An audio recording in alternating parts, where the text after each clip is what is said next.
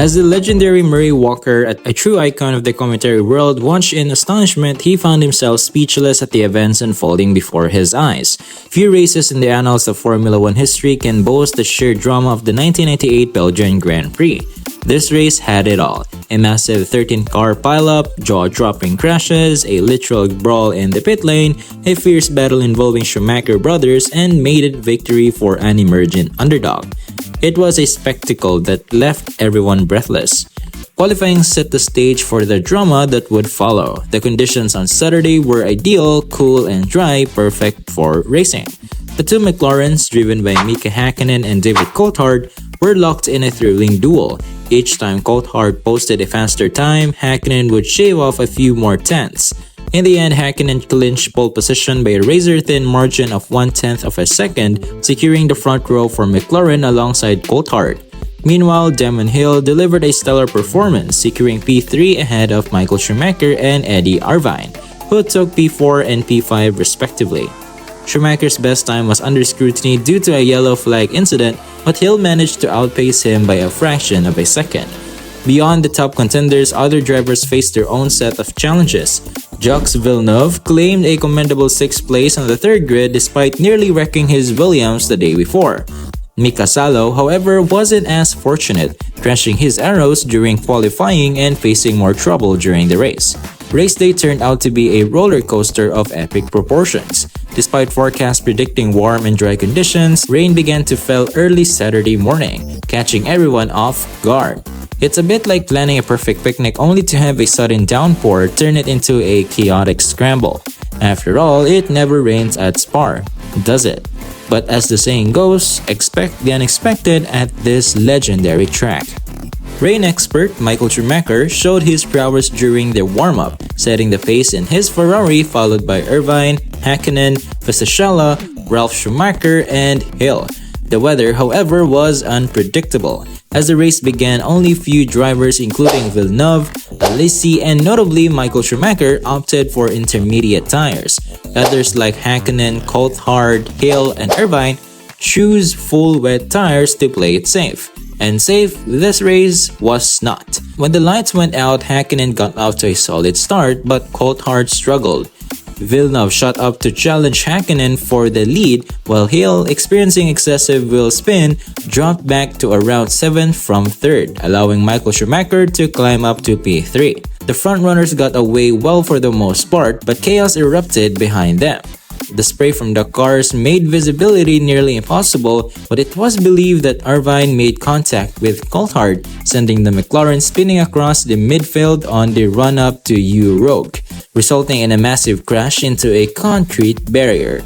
It was horrifying to see the car spin across the track while drivers behind tried to dodge what seemed like an oncoming wrecking ball. Barrichello, Rossi, Panis, and Salo were unable to make the restart because their cars were utterly destroyed. Thankfully, none of the drivers were seriously injured. It took nearly an hour to clear the wreckage and prepare the spare cars for the restart. Irvine took Schumacher's spare car while Coulthard used the spare McLaren. Jordan's Ralf Schumacher was the only one who managed to escape the initial chaos unharmed, cleverly positioning his car to avoid the mayhem. When the cars lined up for the restart, only 18 drivers were left on the grid.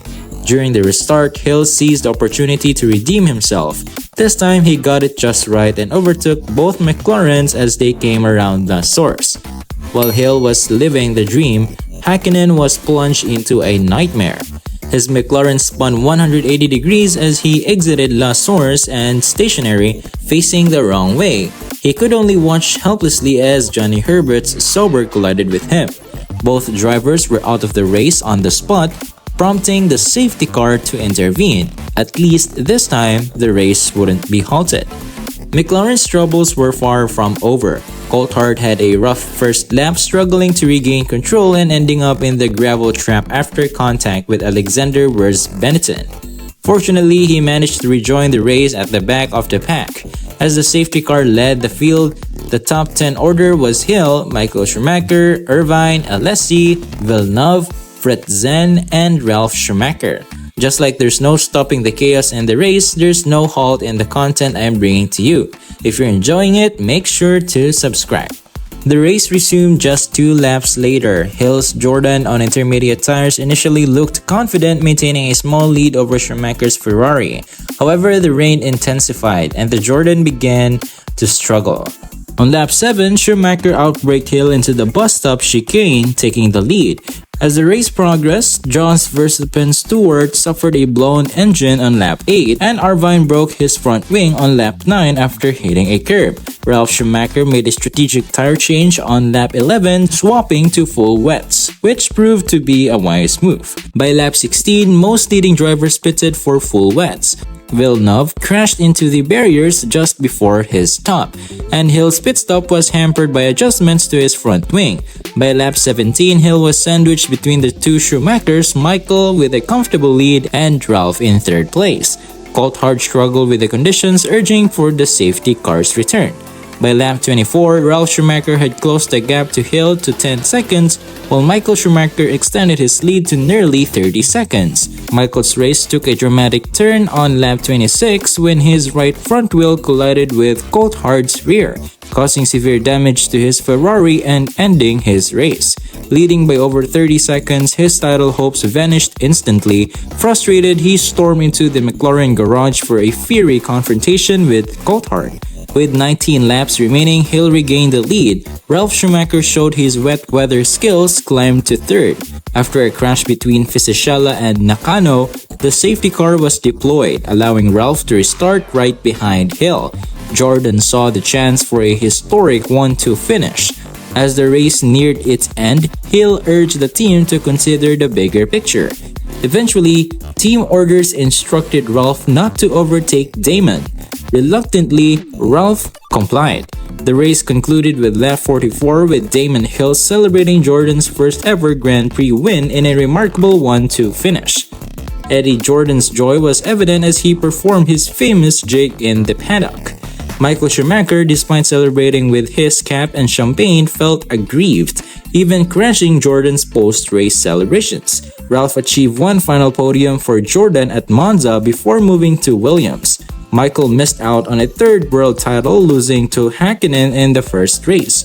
Had he won the Spa, he would have entered the title showdown at Suzuka with a 6-point lead instead of a 4-point deficit. Only 8 out of 22 cars finished the race, with 13 retiring due to collisions or damage.